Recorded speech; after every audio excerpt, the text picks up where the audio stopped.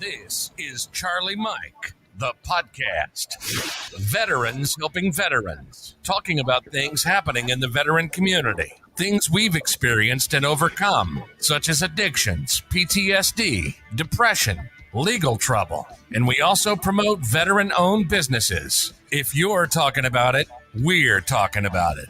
This is Charlie Mike, the podcast. Yo, welcome back, everybody, to another episode of Charlie Mike, the podcast. I'm your host, Raul. As always, today I'm excited about these two guys that we're about to have on. I met them through the podcast industry. They actually have a podcast it's called Triggered. And, so these two guys are Army veterans, and they're also firefighters in New York. Now, I want to introduce you to Zach and Tony. What's going on, fellas? What's going on? How you doing? I'm doing good, man. How are you guys? Good. Yeah, absolutely excellent. I couldn't wish for a better day, to be honest with you. It's beautiful up there. It's not raining or snowing yet, so. What? It's not? Not yet. Close. Not yet. I thought it was year-round over there. Yeah, we're not in Fort Drum. Oh, anymore.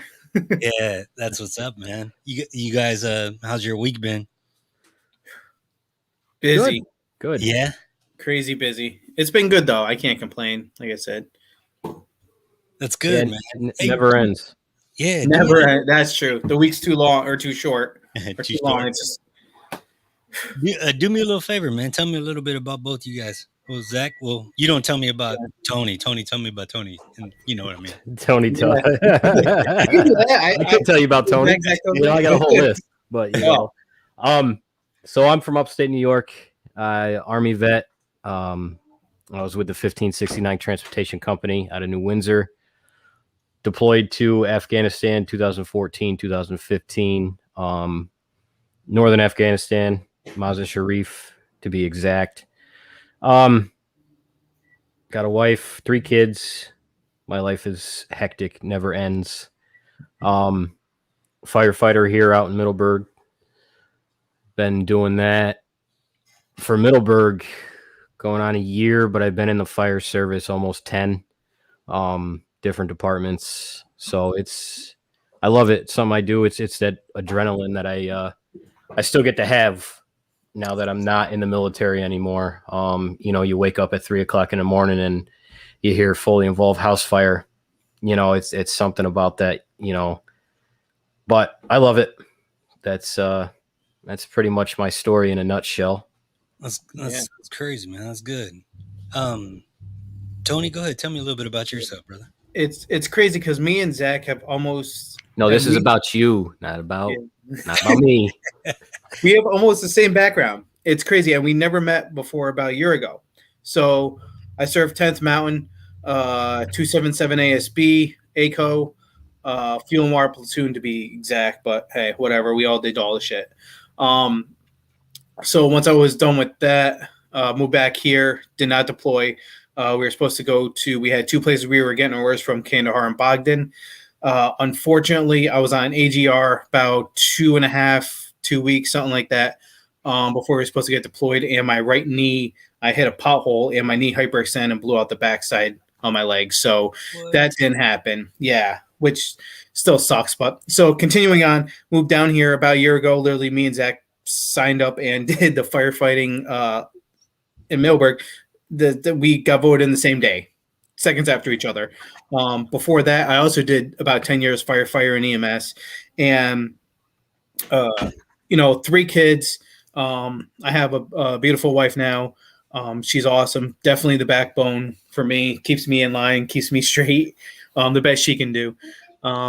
Yeah, that's about a full-time student, and we're making this Triggered shit and the podcast and all that happen. Man, okay. Well, y'all tell me a little bit about y'all's podcast, man. How did you come to it? What made you go from it for it? Start. Well, so we, you know how you look at somebody and you can tell a little bit about their background. Yeah. So how it all started is we got voted into the fire department at the same time. We did the oath at the same time. I walk into the firehouse, and it's first time in Middleburg Firehouse. I don't know where I'm going. I know of the people, but I don't know them.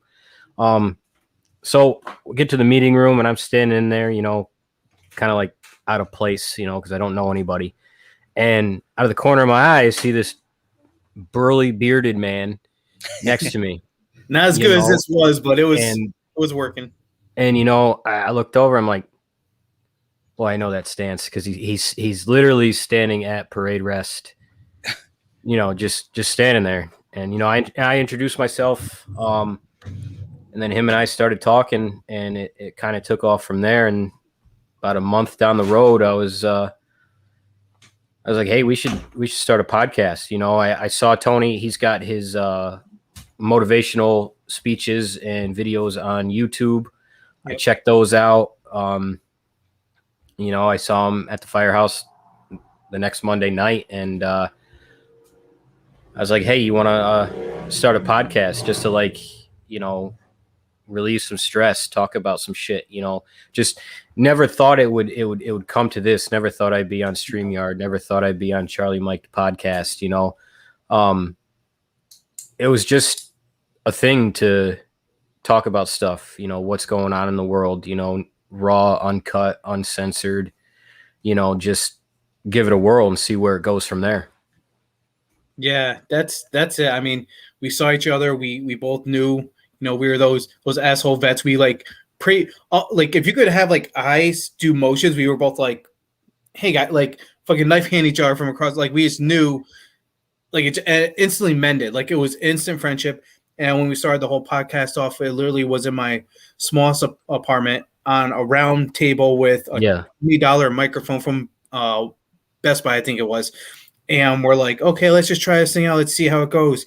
And then it just took off like wildfire. One big shout out I got to say is Anchor really hooked us up with that and helped us promote and all that. And now we're in 10 countries, 35 states. Just it's going crazy. And it's so good. We never thought, when we're coming up on a year in November, when our first episode hit, and it's just, it's been amazing the way to, not only financially, but just emotionally, mentally, physically, people would hit us up and be like, hey, I'm thinking about this or that, or just getting them on the show to release stuff that's on their chest, has helped them out so much. So it's been a true blessing. I gotta say that it really has. Yeah, that's one thing I do tell people. I said when they come and they speak on just speak to other veterans, it's kind of therapeutic in a way. It lets us, talk amongst each other, but at the same time, it feels good. Once you get off, you're like, damn, all right, yeah, that was good. Yeah, it's almost like a good workout. It sucks at the time. It sucks kind of bringing that up, but afterwards, it's that good healing feeling process. Brian, I'm sorry, guys. Brian, no, go ahead. Please, reach out to me. Let's talk. We'll get you on the show. No, go ahead, brother. What were you saying? So it's kind of funny too. I mean, I don't know if any other podcasts are quite like ours. So we're trying to get better at it. It's just not who we are. We don't have a script. It's basically we read something, during the day, you scroll through Facebook, you see something, it gets the mind going. We go down so many rabbit holes, get off subject of what you've probably seen it or heard it on our podcast. We don't have a set script for that podcast. No. It's we shoot from the hip, go down some rabbit holes. Some of them are dark, but it needs to be brought to light. Those rabbit holes we go down needs to be brought to light. I remember one of our podcasts where it's not real life. Speaking about Call of Duty, kids play these video games and they think that's what they're going to do in the military, and they join the military for that reason. Not saying everybody does, but they join the military for that reason. Yes, I'm going to run and gun and blow shit up, and sometimes it's not like that. You mean your military experience wasn't just like Call of Duty? No. Unfortunately, I couldn't get all the attachments I wanted, and I had so the issue with Plunder. I couldn't make all that money. It was just fucking. And now Yeah. they deleted that shit. What the hell? The one thing I was actually decent at. I ran around looking for all that money in the field and never found it. I found a bunch of drill sergeants that weren't happy, but Yeah. Just got big. That was about it. yeah. Man, Yeah. so how old are you guys? I'm 32. And I'm 35. Am I 35? 36? Yeah. I was born in 86, so yeah, 35. He was dropped on his head when he was a baby. Fact. My parents, I love them, but yeah, it was a fun time. Yeah. So But- with the 20th anniversary of 9/11 just passed, were you guys living in New York at the time? Yes. Yeah. What can you want to tell me where y'all were, what you were doing, how it affected you in any way? I was in history class, as a matter of fact. I still remember it. Back in the day in school, the teacher would bring out, the rolly cart with the TV on it and the VCR. Yeah. And we were getting ready to watch a movie, and he got a Mr. Rury. He was an awesome history teacher. He was, 5'0", and he would always play pranks on people. And but yeah, he rolled out the cart. You got a phone call from the office, letting him know that the tower was hit. And he tried to go on about his day, but he couldn't. It affected him emotionally because I guess his sister was down in that vicinity. She wasn't in the tower exactly, but she was down in that area. But that's where I was. I was in history class. Yeah. Actually very similar. Again, our backgrounds are so similar and parallel. It's crazy. Yes. I was in a special class or group they called Focus. Obviously we were squirrels. So I was in this special group, and I remember leaving one class. We were like transferring classes, and we had this place called it was like the kitchen area. It wasn't really a home, but it was a place to lounge and kind of relax if you're feeling whacked out or whatever. So I'm sitting there, and we were just switching classes. I think I was making some like ramen noodle or some shit. And it's crazy. Me and my buddy Jeremy, I just saw him a couple weeks ago. The TV was always playing, especially in news and stuff, to give like more entertainment, whatever. So we see the first tower is attacked, and I remember me and him looked, and we said, "Oh, what movie are they playing?" Thinking it was a movie. We didn't realize it was real life and the severity of it at first. And then we're watching it, and we realize, oh my God, this is not a joke. This is not a movie. And one of my good friends in there, Lydia, she actually ended up leaving school after that and quitting school, but she's good now.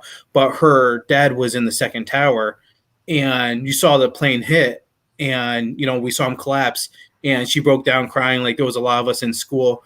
Where I was located at the time was in Guilderland, which was a lot of the parents and stuff there worked in New York City, and then they would travel back up during the weekend to see their kids. Pretty much their nannies and all that bullshit would take over them. I was like the sideways kid in the country of Gilland. But yeah, it didn't feel real until that second plane hit, and then we realized it's real. It's happening. And then when they released the actual areas where they were aiming for, like up here, the Gilboa Dam, the Northeast Power Authority, which was in Gilland, these major places, Pennsylvania, and all the other ones they were going for, the Pentagon and all this. It was just crazy to see like the realization, and we were all enraged. Like, a lot of us were really pissed off, and we're like, we're joining the military and we're going to take care of these motherfuckers. Like, that's that word for word. That's what it was. And 10th, 11th grade, you can't sign up yet. But I'll tell you, as soon as we were seniors, they were flooding our school because it was so close still to it. It was insane. So yeah, It's crazy to hear from you guys, and I like to ask everyone because it's a day that a lot of people will never forget. You know what I mean? Mhm. And we'll hopefully never forget. And I had my little one came in because I asked her if they taught about 9/11 in school, and she didn't. Well, this year she came home on September 11th. I think it was September 11th. Well, well, I don't remember the exact date, but yeah, she came home and told me that they learned about it in school, which was Mhm. I thought was pretty cool. That they Yeah. I'm taught, proud of you know teaching what I that. Yeah, Yeah. So our friend here down here, Heath, I think we're pronouncing his name. I know it's your show. I'm sorry, bro. no, you're But good, bro. there's so much you can do, my friend. So he's asking.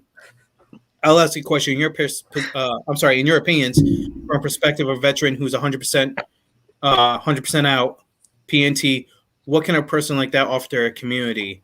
Um, just your opinions, because I basically turn to every volunteer option. I mean, I'm at 90% right now, working on my 100%.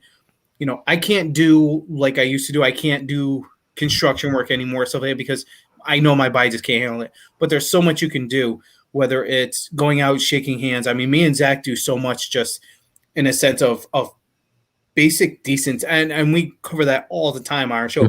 Basic human decency. There's so much you can do. Be a decent human being. Yeah, Yeah, man, there is a lot, man. If you find something, find something that you love, like your purpose, your find a mission, man. And absolutely. Garrett's actually, I deployed with him. He deployed to Iraq with me. He's a good dude, man. Awesome. And yeah, dude, you got to find something that you love and that you're passionate about. Mine was I got put into this. You know what I mean? Did I think that I'd be doing this a few years ago? Hell nah, man. Yeah. This wasn't even on my radar, but I was blessed, bro. But man, Garrett, I want to tell you one thing, bro. Don't you ever feel like you're alone, bro. Where a lot of us have always been, we've been in your situation. We've been confused about what we wanted to do or what we were gonna do.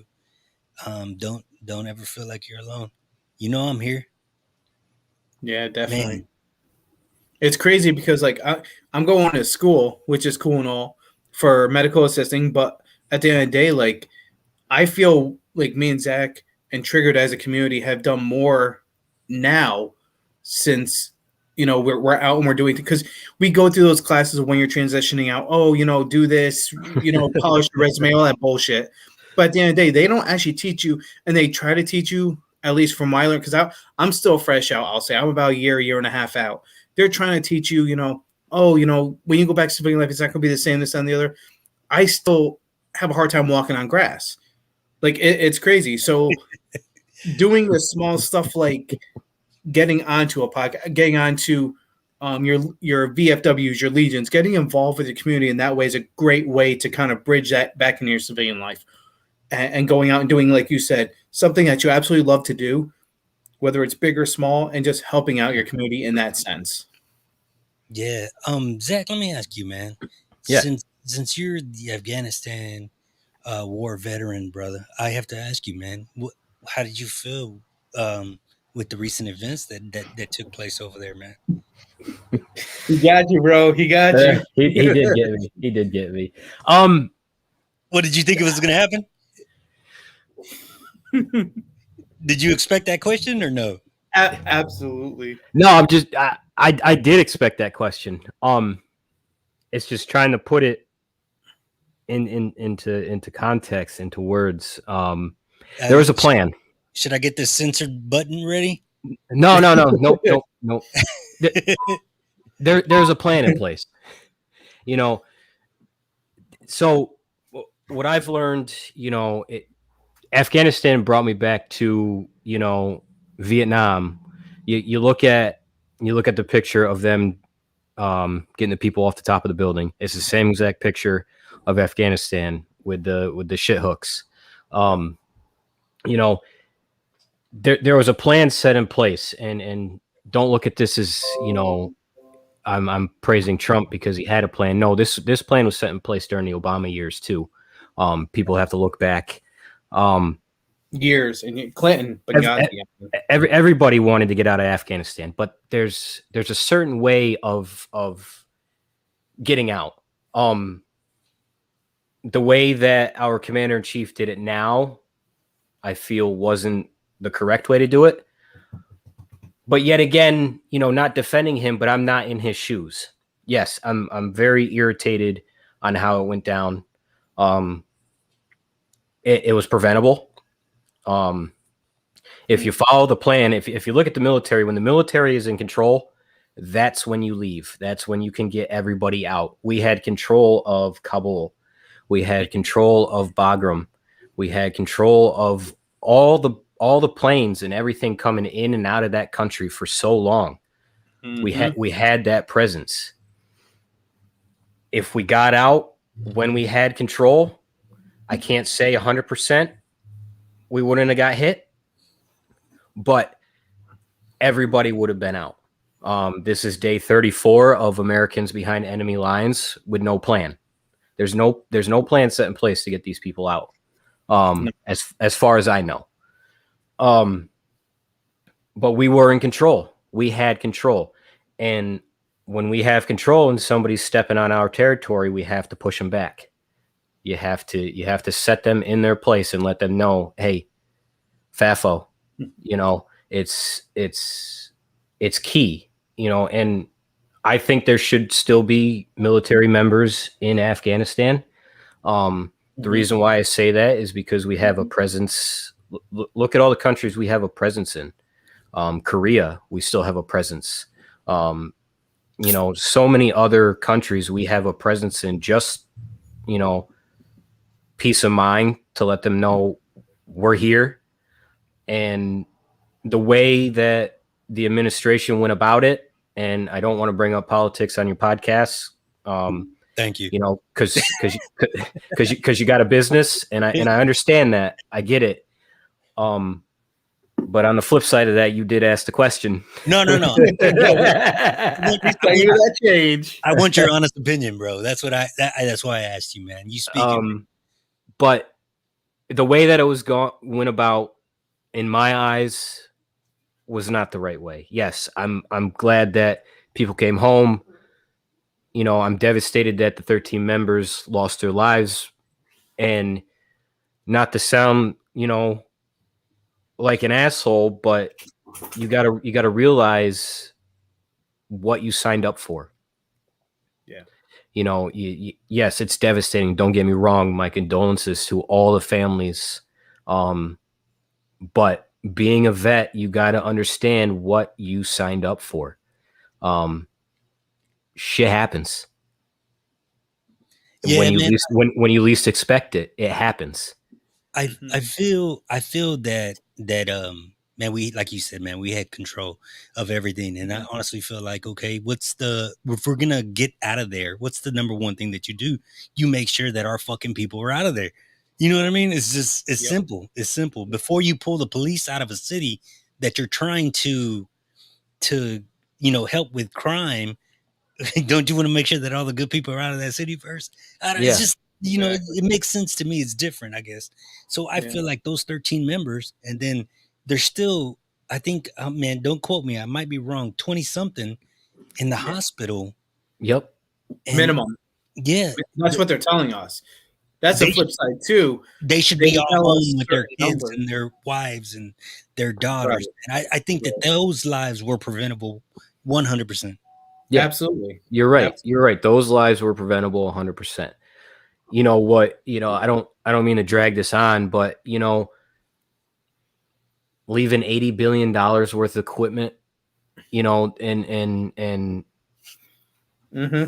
telling the public that we have a one-up on the Afghanis and ISIS K, Special K, whatever you want to call them. We don't. No. We don't. They're just as lethal as we are, if not more, right now. Yep. You have $80 billion worth of our equipment over there. You have up armored Humvees, you have Max Pros, and you see them on the news riding around in an up armored Humvee, a Max Pro, and you think about it. Half that equipment was made in Erie, Pennsylvania.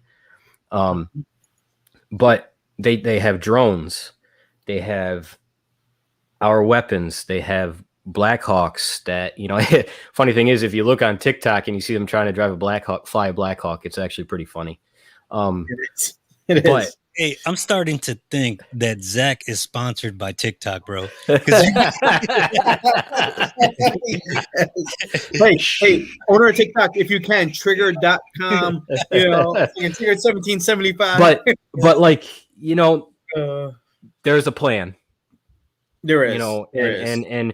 And like I said, I'm not in their shoes, and I would never want to be in their shoes. I wouldn't, I wouldn't want to, make the calls that they have to make. I mean, I just say drop the bomb and let shit roll how it rolls. But they're put there in that position for a reason. Like I've always said, and I'm true to this day with it, is I'll always respect the position, but I may not respect the person. Yeah, right. It's something you had to learn in the military right off the back, bro. Yeah. Facts. Big facts. But I mean, it like I said again, and I hate to repeat myself, but there was a plan. This was preventable, not 100% preventable, because you don't know what happens. You'll never know what goes on. But there's fighting seasons in Afghanistan for the Afghans. When they were marching, March, April, May, June, beginning of June, I believe is almost towards the end of their fighting season. That's when you should have dropped the hammer. That's when you should have, pushed back. Yeah. And that's basic intel too. I mean, that stuff, again, definitely. And I will never say I was overseas or anything like that. I don't even want to start with that whole stolen valor thing. But like Zach says, there's stuff that's basic knowledge. I mean, they teach you this before you leave, before you hop on that plane to go overseas. They teach you this stuff so you know how the lifestyle is over there in that sense. And they just, I don't want to say it's common sense, but it's basic intel in that situation where they knew, again, the leadership, how that happened from the top down. They could handle that so different. If you, like you said, if you want to pull out, okay, great, there's a certain way of how to do it. And they knew what they were doing years ago. I mean, I'm even saying 10, 15 years ago. They knew what they were doing.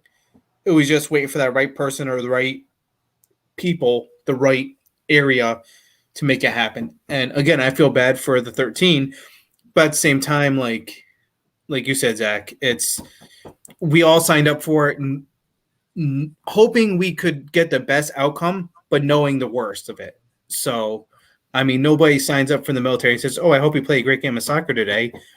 You know what I mean? It's just my whole purpose of going over, like signing up, was to defend 2001. Yeah. Was for my chance to go overseas. I feel so. Brian, I agree with you, man. It says, yes. Let the soldiers fight the war. Talk to your blue in the face, but when it's time to fight, let the professionals do their job. Absolutely. Yeah. Absolutely. And the whole equipment thing too. I mean, and there are professionals that are doing the job right now. Yeah. The ones that you don't know about or you don't see about. I hear about it. Like you talking about I think I read a post the other day. Well, you talking about Tim Kennedy in there? There's him, and then there's a couple other people. I honestly can't reveal my sources. No, I understand, but like, yeah, But there are guys over there, that are doing that are retired, that are making shit happen in the dark. Yeah, I understand. And those are our true warriors too. I mean, a lot of people, yes, you're in service, whatever. But I mean, these motherfuckers right now, and again, like me and Zach go down rabbit holes left and right. These motherfuckers are getting combat badges for defending the fucking, what was it, Washington, D.C. They were there on the streets. Okay, cool. Yeah, you did some work. Great. But like, you're getting combat patches for that? Come on. Like, what the hell? Like, I didn't hear about that. Yeah. But I did look into what we were talking about the other day, Zach, about the mayor. Yeah. I did the governor. Yep. No, is it the governor? Yeah. Okay, so same shit bags. Was trying to you said it. Yeah. They're all fucking dirty. I mean, Hey, before I get into that, I want to tell you. So this is my guy Jesse Ortiz right here. He put. mm, I remember Raul staring at the grass when I was on leave. So when I was in Iraq, we were doing a 15-month stint in Iraq, and I came home for 2 weeks, and I went to go see him. And then when I was seeing him, he caught me just looking at the grass, like, "What are you doing?" And I kept looking at him because it was months and months that I hadn't seen grass. you just want to smell it. Yeah, I was just dazed and looking into it, man. That's what he's talking about. Yeah, that's awesome. That's cool. Yeah. Yeah, man. So what I read was they were trying to get, I think it was like 6,000 and then he said, and then we drank a keg. we did. Yeah. So there was a little over 6,000 National Guard that responded to the 9/11 terrorist attack, and they were trying to get them, to receive a type of military veteran benefits as if they were in combat. Which I was doing some serious thinking, man, and like we discussed on y'all's podcast, it's they saw a lot, Yep. they saw a lot, and I think at some level, I think they may have earned what it is. Yeah, I agree. They definitely, I feel, and this is just personally nothing, separate from Triggered, separate from just my own personal thing, they definitely deserve some kind of benefit from it by definitely far out. A full combat benefits, though, that's a little tough because I've had friends who serve like literally as soon as it happened, they were seniors in high school, they left a month later, and some of them didn't come back. So yes, I understand it was a chaos, especially with the firefighters, EMS, police, and all the people that volunteered. Yes, it was like a combat zone. Yes, they should definitely get medical benefits. They should get all of that. I totally agree. But the full combat, I don't know. I mean, I don't tricky for me. I don't think you consider them a combat veteran. It's so you think about different things like, okay, Right. so there's people that Hey, I got to step out for 1 second. All right. yeah. So Right. so there's people that go into the army, and let's say they get hurt between AIT and basic training. Is that a veteran? And that's tough. That's really, that was one thing I struggled with when I was up in Fort Drum, because like I said, we were getting ready to deploy all that, and I blew my knee out, and it took me a good year, at least a year, to even try to go. I mean, they med discharged me anyways. And like we were saying before on our podcast, you don't realize how, I guess, fucked up you are, like your body, until they actually start looking at it, and you start thinking, wow, I didn't realize I hurt that much until I started thinking about it. Because everything else, as a vet, if we have civilians listening, that's awesome. You don't realize as a vet how much you hurt until you stop hurting, until you start thinking like, oh wow, this isn't that bad. Yeah. Once you start resting and relaxing, you're like, holy shit, I didn't know I was that fucked up. But yeah, like it took me a year to just accept that I am a veteran. Like even when we did the podcast, like I would always say I served. I never said I was a veteran. It took me a long time to accept that. Yeah. So my whole unit, in my platoon, we had 4 squads. I was 3rd squad. Long story short, because I know we got crazy amounts of time not to do anything. About each squad is about 10 people, 12 people, whatever. About 20 dudes went overseas, didn't come back. I have about almost 35, 40 from my unit. So I had a lot. I still have and deal with a lot of survivor guilt. Like I was 2 weeks away from being in their unit over there. So it just like the whole combat stuff. Like it's just crazy. I think that I respect it, Brian. What you see what Brian just wrote? I like that, man. Yes, I agree. And now I look back and I'm thinking to myself, because my mind has changed because of our podcast, I've been able to get a lot of that therapy off my chest, to speak about stuff, learn stuff. And Zach yells at me about it too, and I love it. I love this guy so much because we were saying the whole survivor guilt and the Oh, yeah. thing, and he's like, bro, you were still there, like, but you bring up a good point. If someone's going from basic to AIT and get injured, should they get the med discharge? Should they? That's tough. That's tough because technically you haven't completed your training. Yeah. You know, I don't know you're how at a we get off on basic, that subject. so yeah. I mean, because you got like Zach, you did OSAT, you know, so it's like your basic is your AIT as well, so it's all one. So it's like, where do you go? And then your specialized training. So I went from my AIT down to airborne school in Benning. So let's say I got hurt in AIT or in Benning, and they had med charge me there. I never went to an actual unit. Yep. You're still in TRADOC. So where does that fall of what benefits you get? It's, to me, that's a really gray area because my personal feel, you know, I earned my mountain tab. Zach earned his mountain tab. You know, you earned your stuff, your patches. You know what I mean? So it's like, it's almost like, where do you go and say, okay, you never got to that level. You shouldn't be benefits. I'm just being benefits, not even a veteran. But where do you get that benefit side to the, you know, do they fix just that one thing and say, all right, see you later? Or do they cover you for the rest of your life? And now you got to look at it as a business. Is the government going to take care of you for the rest of your life because you got fucked up in basic or AIT? You know what I mean? It's tricky. So, man, with y'all's time in the military, man, so tell me some of the things that y'all experienced as far as transitioning out and transitioning to the civilian world that you experienced. Maybe difficulties. I don't like people. Yeah. Who said that, Zach? Yeah, I said that. Yeah. You You don't. said, yeah, motherfucker. I said that. I don't like I'm in New people. York right I now. don't like people. Just Yeah, you don't strike me as a people person. Nah. You want me to stand up when I talk to you? No,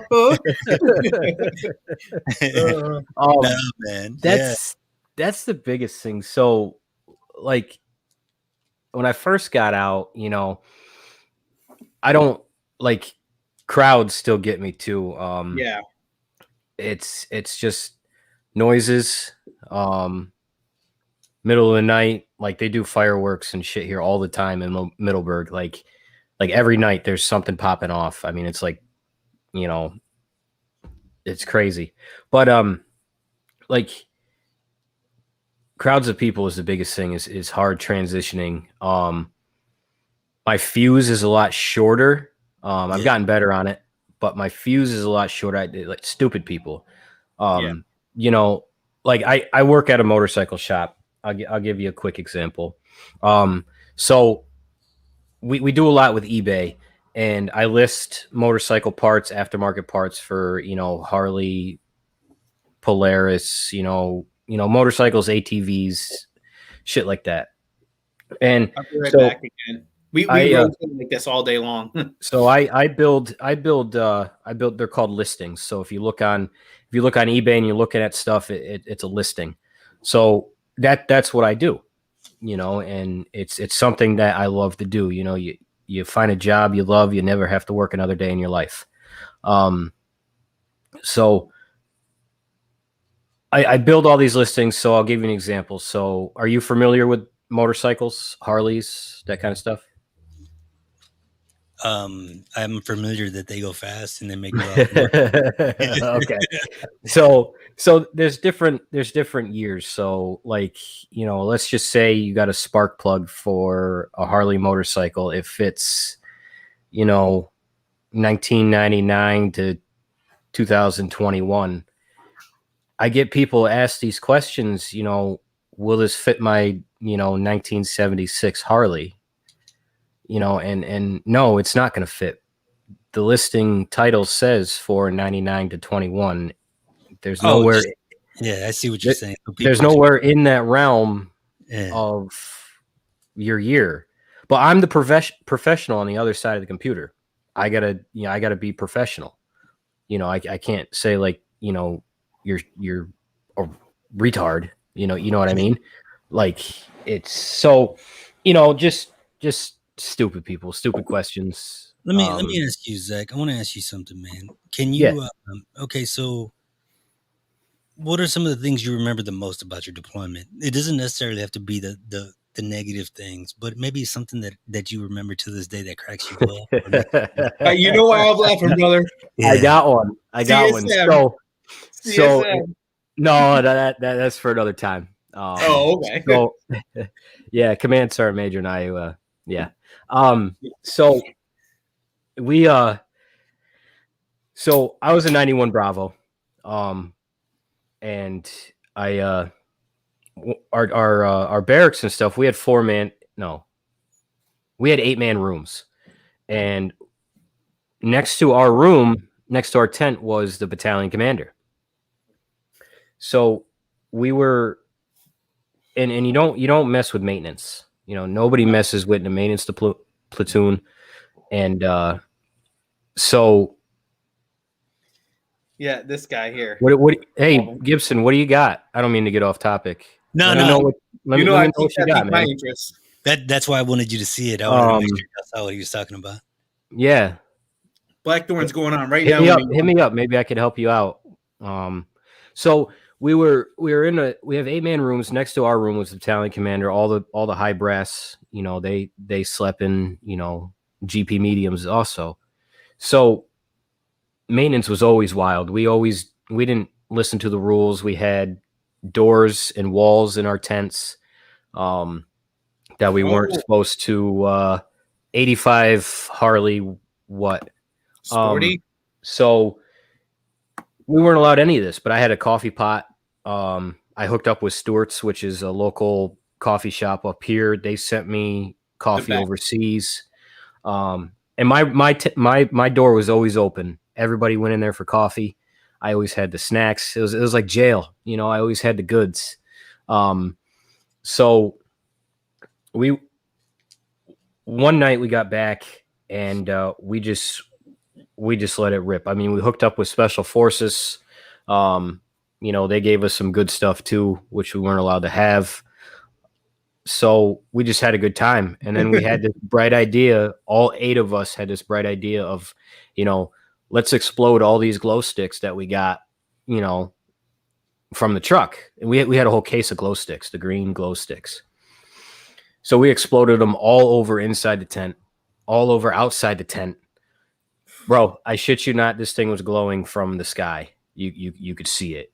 And that's just like oil. It just spread. So we wipe it up. We were loud. We were crazy. And all of a sudden I heard the door open to the battalion commander's tent and we all got quiet instantly. We're like, oh, we're fucked for this. We're going down. Hands all glowing and shit. Battalion commander walks over, I shit you not, in his Crocs, his PT shorts, and he had some Hawaiian shirt on, walks over to the tent opposite of us and screams and yells at them while we're still fucking partying on in our tent. So he screams and yells at them and he walks by, he waves and nods at us and goes back in his tent, and that night I'll never forget. I mean, we just, that was wild. We thought we were done at that point. Yeah. Waking up with the battalion commander at 1 o'clock in the morning. Like, hey, Brian, we need to talk. I'm sorry. I didn't mean to cut you off either. Yeah, that's all right. Man, that's hilarious, brother. Hey, let me tell you one thing, man. So when we had a practical joker in our during our combat time, and a lot of times it was this guy right here. He was the practical joker, and I want to believe it. I think it was him, man. I tell people this one because it's funny. I woke up one time and this fool shaved my eyebrow. Just one, though. Just one. Yeah. Well, yeah, because then you got either shave it or just rock it. And I was late for a mission, so I didn't even know, man. I jumped up, put my kid on, took off running, you know, and damn, bro. Everybody was looking at me funny for a good while, man. But we can't explain. We can't talk about the details of this watermelon thing. I feel like we haven't reached our statute of limitations yet. But one day it'll come out. That's offline, right? That's offline. Yeah, that's funny. That's just funny. Brian's comment. He said that a sport engine. Yep. Done. Just need to put it together. When completed, we'll auction it off for the mission. Let us know how much you want. Shit, Trigger might have a fucking 9-iron bucket of balls in my field. yes. So one of the classic bikes I had, and we talked about this, I want to say 2 episodes ago, Zach, of why do military and motorcycles we just match? It's just why do we ride? And there was so many reasons. But one of my favorite bikes to build, I built it with one of my old club brothers. Again, that was my old life. Not involved with that anymore, so I'm not going to mention names, clubs, nothing. But we built a 1970 Ironhead Kickstart ground up. We ripped it right down. Fucking beautiful build. And riding bikes, I mean, both me and Zach have motorcycles, and it's just one of those things that it's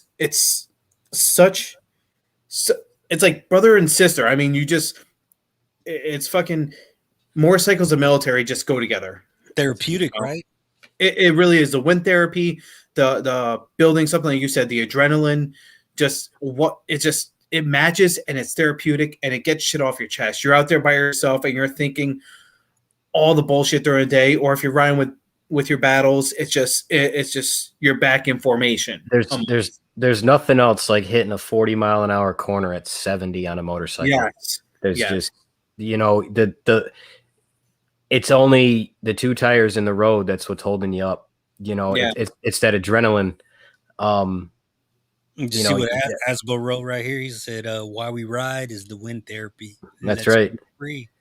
Everything disappears when you get on that bike. Nothing else matters. It all goes away. It all goes away. Your day, you had a shitty day, whatever. Your dog bit you. Your kid threw spaghetti on you. You just the dog shit on your foot, which it's not done that yet. You get in the wind. Why'd you leave your foot there the whole time? That's what I want to know. Well, he had peanut butter on it. I was a little higher up. That's a different podcast, also, man. Oh, okay. Oh, all right. You can't get this isn't OnlyFans, man. We get in trouble. But and speaking about things I'll always remember is that we're a Mazar Sharif, which is northern Afghanistan. So it was a German-run base. There's like 8 or 9 different coalition forces on that base, and I met a lot of great guys. Sweden Special Forces. I met a whole bunch of people. The Germans are crazy though. They're wild. I can't hang with the Germans. But it's the memories that this was Sweden Special Forces patch that I got, and this one. Yeah, if you guys have any patches, please send it to us. We're trying to build our patch room. This one's from Sweden. This is what they wore when they went to see the Queen on their dress uniform. We traded patches back and forth, and I'm friends with all those guys on Facebook from Sweden. It's those memories that you'll never forget. Mm-hmm. Sitting around, in a gazebo, smoking cigars and just, talking about your day, and it's crazy. And to see their way of how their militaries ran, they have no REOs. Their barracks are co-ed barracks. They can sleep with one another if they want to. Yeah, but and it's almost zero sharp. And they've had no sharp cases, at all. So it's no EOs. It's just a whole different. Those are the memories that I will never forget. Brian, I'm located in Texas, man, Houston, Texas, the only state that really matters. Texas. It's its own country. As I've heard. Here we go. There we go. Where are you guys? We're up in Middleburg, New York. So basically, if you know where Albany is, if you go 45 minutes west. Yeah, west and a little south, like a hair south. But it's beautiful. I mean, it's beautiful out here. I mean, we're literally, and we tease around, but we're in cow country, really. I mean, we have fields, deer, fucking all sorts of animals. But it's where we are is a Purple Heart County, so it's very, very nice. Okay, well, I'm still trying to get used to this fucking. I can't even get the Just shit. stop. Just stop. Yeah, I can't even fucking. What? The fat rolls are getting in the way. What are you showing us? I was trying to show the fucking 10th mountain patch I have on my arm. I know. I'm just. Oh, this fucking guy. All right, we got jokes now. but yeah, lots of It snow. snows every other day in Drum. Drum's a trip, man. You could have every season in a week in Drum. Man, It's that's what so you're true. saying, man. That's crazy. That's insane. Man. Drum is like kind of like that ex-girlfriend where you keep breaking up with her, but you still want to bang her. So it's like a love-hate relationship, you know. You're like, I'm still getting paid. The fields are kind of cool, but it all sucks. Tony, this is the Charlie Mike podcast. This isn't, It's not Home triggered. Alone- this isn't Home Alone with Tony. Hey, you guys, man. Hey, He's the one that has the papers in his hand, so he's got the questions. Yeah, facts. Tony, you got to be sure and put y'all's information in the chat box, man, so in case anybody wants to send y'all patches. Yeah, I can't see on my end at least because of course I'm great at technology. Where Chad and Zach, can you do that? I don't know if you have. You have a comment option on your side? I have the comments. I can click on it. I just can't. I can't reply. Yeah, I can't. Yeah, I can't reply. That's probably a setting on my side. Then I'll make sure that everybody has your contact information once we reach. Well, right. By the way, y'all, how do people find y'all? And tell us a little bit about your podcast, man. Yeah, go ahead, Zach. You start first. Go ahead, Tony, squad leader. Squad leader. I'll let the E5 tell the private what to do. Yeah, I like it. See, this shit don't change, man. It just fucking keeps going downhill. That's all right. Yeah, so you guys can find us on any actual major podcast listening, Apple Podcasts, Google Podcasts, Spotify, iHeartRadio. If you just search up even just basic Google, anything like that, Triggered 1775. Our main platform is Anchor. So if you go on to Anchor and search, it's going to be anchor.com/sick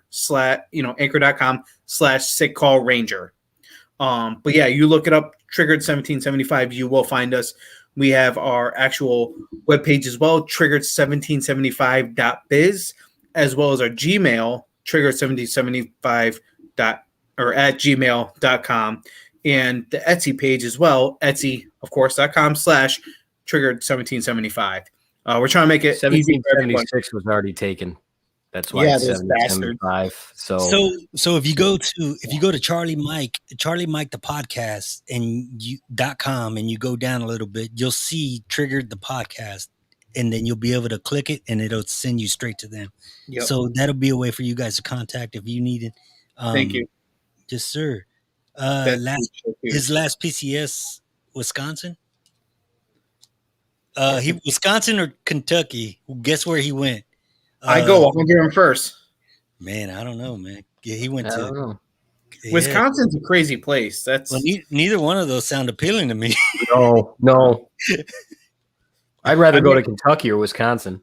yeah. At least you got a tab when you go there. I mean, you're going to earn it, I don't know. but at least it's something. I mean, 101st isn't like Corona. At least Corona's airborne. Had to throw it out there, guys. Had to. Oh my god, this guy. So tell me some of the topics y'all speak about on y'all's podcast and what can people expect? He went to Kentucky. Yep, I knew it. Yes. So Good for you, man. it's got a parental advisory sticker. I can tell you that. Yeah, for a you say reason. your podcast does? Yes. Pretty much. It's anything and everything. We try to stay away. Try to stay away. It's hard. from politics. But I know you're a business owner. I gotta just Send it. but Send it. Yeah, man, send it. so politics play a big role in the military, in everyday life. That's where you get your orders from. It's all and now too, I find that it doesn't matter what unit you're in. what branch you're in, active, National Guard, Reserves, Marines, Yep. Whatever, Air Force, don't matter. you always get that click. You always get that click. And the main ones that I found out were headquarters had their clicks. If you didn't know anybody in headquarters, You're fucked. You piss headquarters off. You may not go to school. They might push your paperwork out, but so we'll talk about anything. If you got subjects you want to talk about, big thing that, I stress is always check your battle. I talk about that a lot. I talk about being a decent human being. I don't have a racist bone in my body. I don't give a shit what you look like, what background you have. Doesn't matter, if you come from a broken home. It doesn't take much to be a decent human being. Smile at someone, it could change your day or it could piss them off. You never know. But if you don't take that chance, you never know. We talk about that. Big thing. Go ahead, man. A lot of things, it's what happens to us during the day, how our day was. How our week was just that's basically how the podcast came about was us. Hey Tony, how was your day? What pissed you off today? What shit like that, and what triggered us, what got us. And again, going back to that transitional back to civilian life, what was that stupid shit that might not actually upset anyone else, but just tweaked us just enough to be like, hey, I might need to call you battle. We've had shows where we're recording and we're doing good. Our pages go off because, again, we're both firemen in the same department where it's a working structure fire. We've literally shut off the podcast, went to a working structure fire, came back, recorded it, still the same. Like, we didn't edit it. All of our stuff is unedited. So it's just, we're listening. It's quiet. You hear the pager off. All right, we got to go. Sorry, guys. See you in a minute. Bye. And fucking go. Come back and we explain kind of what happened. So it's real life. It's real life. It's real life. Our kids jump on the podcast. It's everyday life. It's like Big Brother. Everyday life is our podcast. And that's what's up. Yeah, that's all I can think of is whatever you want to talk about, whatever people want to talk about, we'll talk about it. I'm not afraid to talk about it. Chicken wings to PTSD, don't matter. I think that's the best therapy. I mean, we're gonna do an MRE episode. I got a box of MREs coming. We're gonna do an MRE episode. I'm excited about that because I'm a fat boy. And it's just whatever. Like this morning, my wife was talking about, hey, you and Tony should do a podcast wearing wigs. Yeah, it just crazy shit. Make people laugh. And then hit them with a little hard stuff, and for me, it's all about checking on people. So right there, definitely. Right there. Our cousin just hopped up, walked through a door, did not know she was coming, and I went for her fucking side holster. I apologize, guys, if you saw that in video. Everything's safe. It's all good. A little knock there, fucker. Go ahead. Oh no. So with that, guys, hey, we're gonna get off the live and we're gonna continue talking. Okay. But so if you wanted to give a plug out for yourselves real quick, let everybody know again where they can reach out to you. Yeah, definitely. Roll back up. You can always reach us, on Anchor, anchor.com/sickcallranger, Facebook, Triggered 1775, Instagram, same thing. You could always email triggered1775@gmail.com. All that information has my phone number in it. So if something's bugging you, you need to talk, you need to reach out. I don't care what time zone you're in, where you're at, call me, text me. I'll answer. Even if you don't want to talk, I'll sit there on the phone in silence. I really don't care. But And Brian, we'll definitely have you on, man. That'll be a good time. Yeah, definitely. Yeah. If I'm not mistaken, Brian is starting a 501, or he has one. I got so many. He has one. I need to I'm run scared. it back. Yeah, I need to run it back. It's and double a check. lot of work. Yeah, so Brian, let's link up, man. We're gonna talk. You actually, Brian, if you want to talk now, I can send you a link. But we're about to get off a live, but you can still chat with us. Yeah. So with that, guys, I want to tell everybody, hey, you guys, thank you for everything you do, man. Thank you, brother. Thank you for your service. Thank you for your continued service.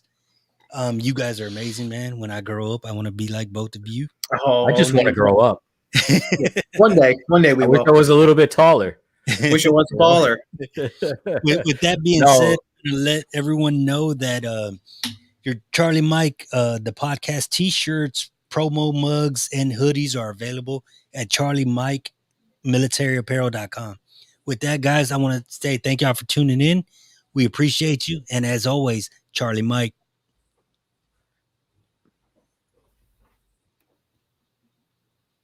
Are you still on?